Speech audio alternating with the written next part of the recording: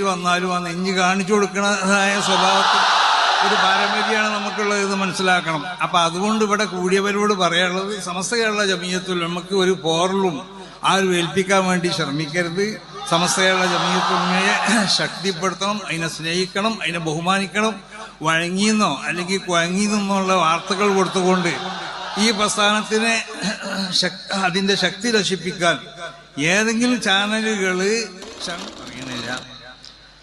ഞാൻ ഒരു വാക്ക് മാത്രം പറഞ്ഞുകൊണ്ട് അവസാനിപ്പിക്കുകയാണ്.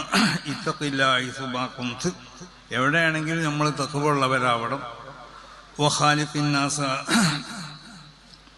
ബിൽ ഖുലുഖിൽ ഹസൻ. ജനങ്ങളോട് നല്ല നിലക്കുള്ള പെരുമാറ്റമാണ് നമുക്കുണ്ടാവേണ്ടത്.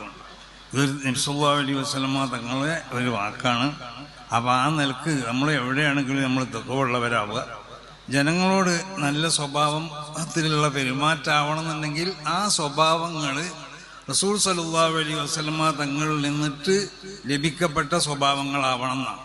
അത് പ്രത്യേകമാവുന്ന ഒരു നൂറാണ്. ആ നൂറിൽ നിന്നിട്ട് ലഭിക്കപ്പെട്ട സ്വഭാവങ്ങളാവണം.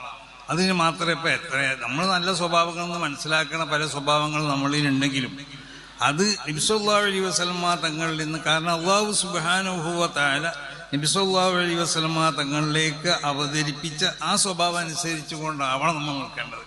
അപ്പം നമ്മൾ എപ്പോഴും ചെയ്യേണ്ടത് വളരെ സന്തോഷകരമായ ഒരു അവസ്ഥയാണ്. നമുക്ക് എല്ലാവരും കൂടിക്കൊണ്ടിട്ട് ആരും ഭിന്നിച്ച് നിൽക്കാതെ എല്ലാ നിലക്കും വളരെ സന്തോഷത്തോടു കൂടിയുള്ള ഒരു സംഘമാണ് ഇവിടെ നമ്മൾ സംഘടിപ്പിച്ചിട്ടുള്ളത്.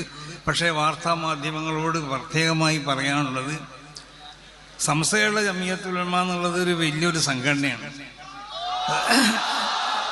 വ്യക്തികൾക്ക് മാന്യത ഉണ്ടാവും, അവർക്കും ചില ഇറുകളൊക്കെ ഉണ്ടാവും, അതുപോലെ സംഘടനകൾക്കുണ്ടാവും. അപ്പം സമസ്ത കേരള ജമീയത്തുൽ ഉലമയെ ഇകഴ്ത്തുന്ന നിലക്കുള്ളതായ ഏതെങ്കിലും വാർത്തകൾ, ഞാൻ ഇന്ന് രാവിലെ ഒരു ചാനലിൻ്റെ ഒരു പ്രധാനപ്പെട്ട ചാനൽ, ആ ചാനലിൻ്റെ പ്രത്യേക അതിൻ്റെ ഉത്തരവാദിത്തപ്പെട്ട ആളോട് ശകാരിച്ചു രാവിലെ. കാരണം സമസ്ത കേരള ജമീയത്തുൽ ഉലമ വഴങ്ങിയെന്നൊക്കെ പറഞ്ഞാൽ ഇവിടെ ആരെങ്കിലും വെടിയേറ്റ് വന്നീന, ആരെങ്കിലും തോക്കേറ്റ് വന്നീന, അങ്ങനത്തെ ഒന്നും ഇവിടെ ഉണ്ടായിട്ടില്ല. വളരെ സൗഹൃദമായ നിലക്ക് നമ്മൾ എല്ലാവരും ഒന്നിച്ച് നിന്ന് പ്രവർത്തിക്കുക എന്നുള്ള നിലക്കുള്ള ഒരു തീരുമാനത്തിലെത്തി. ആ നിലക്ക് നമ്മൾ നല്ല ഒരു വിട്ടുവീഴ്ച എല്ലാവരും കൂടി ചെയ്തപ്പോൾ സമസ്ത കേരള ജമീയത്തുൽ ഉലമ വഴങ്ങിയാണ്. ഈ സമസ്ത ആരാണ് ഈ വാർത്ത കൊടുക്കണമെന്നാണ് ഞാൻ എന്നോട് ചോദിച്ചത്.